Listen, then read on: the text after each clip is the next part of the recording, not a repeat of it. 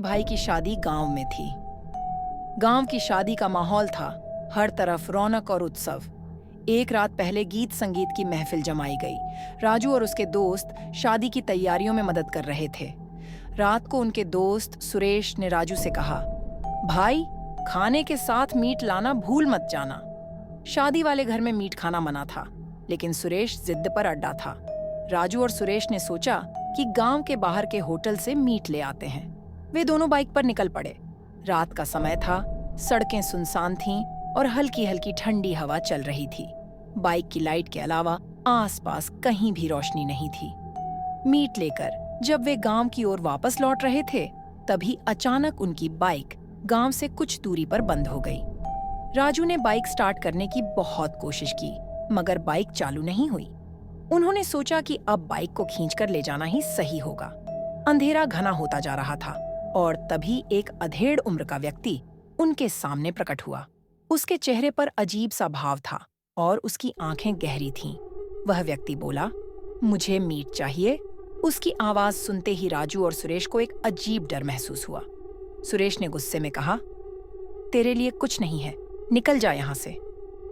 मगर वह आदमी अपनी जगह से हिला भी नहीं।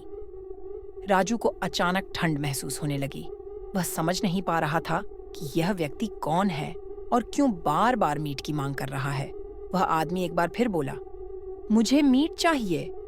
सुरेश ने उसे गाली देते हुए भगाने की कोशिश की, लेकिन जैसे ही उसने बाइक की ओर बढ़ाया कदम, वह आदमी अचानक गायब हो गया। दोनों दोस्त अब और भी ज्यादा डर गए और जल्दी से मीट लेकर वापस गांव लौट आए।